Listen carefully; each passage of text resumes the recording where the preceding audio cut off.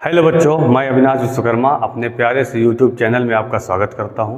पिछले वीडियो में मैंने प्रश्नावली 8.1 के 8 सवाल करा दिए थे। 9वां सवाल चित्रा प्रकाशन की बुक का 9वां सवाल है, यदि 3 cot A = 4 तो जांच कीजिए कि 1 - tan square A / 1 + tan square A = cos square A - sin square A है कि नहीं, यानी कि दोनों पक्ष बराबर है कि नहीं है।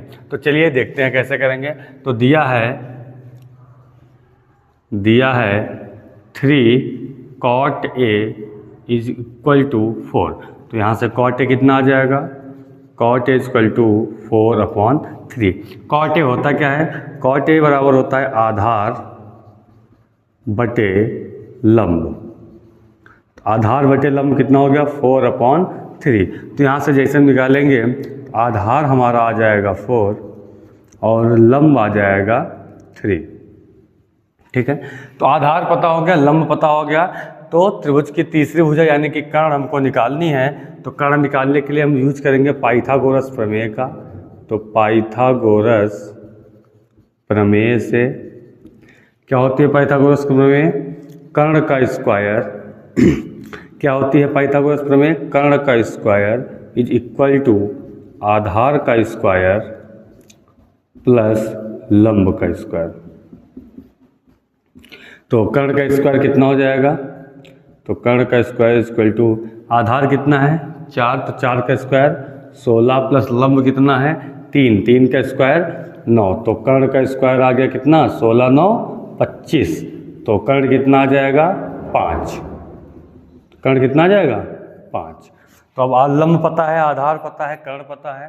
तो जो हमको निकालना है सब हम आराम से निकाल सकते हैं। सवाल में हमको यूज किसका है, tan का है, cos का है, sin का है।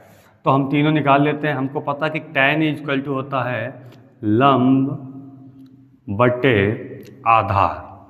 तो tan हमारा कितना हो जाएगा, लंब की वैल्यू कितनी दी है, लंब दिया हमारा 3 अपॉन आधार कितना है 4। तो tan A का मान हो गया 3/4। दूसरा जो हमको यूज में आना है cos और sin, तो cos निकाल लेंगे। तो cos = क्या होता है, आधार बटे कर्ण। तो cos A का मान आधार कितना दिया है, आधार दिया है 4 और कर्ण है 5। तो यह आ जाएगा 4/5। तो ये हो गया हमारा cos A। तीसरी जो वैल्यू हमको चाहिए वो है sin A की। तो sin A भी निकाल लेते हैं। तो sin A = कितना हो जाएगा, लंब बटे कर्ण। तो sin A = लंब कितना दिया है 3 बटे कर्ण कितना है 5। तो तीनों वैल्यू हमने निकाल लिया। अब हम देखते हैं कि ये जो इक्वेशंस हमको दिए ये सही है कि नहीं है। तो चलिए देखते हैं। तो जो समीकरण दिया इसका हम LHS ले लेते हैं। LHS कितना दिया, 1 - tan स्क्वायर A बटे 1 + tan स्क्वायर = 1 - tan A की वैल्यू 3/4, तो इसका होल स्क्वायर बटे 1 + tan A की वैल्यू 3/4, तो इसका होल स्क्वायर। तो 1 - 3 का स्क्वायर हो जाएगा 9 बटे 4 का स्क्वायर 16 ओवरऑल बटे 1 + 3 का स्क्वायर 9 और 4 का स्क्वायर 16। थोड़ा सा सॉल्व कर लेंगे भिन्न।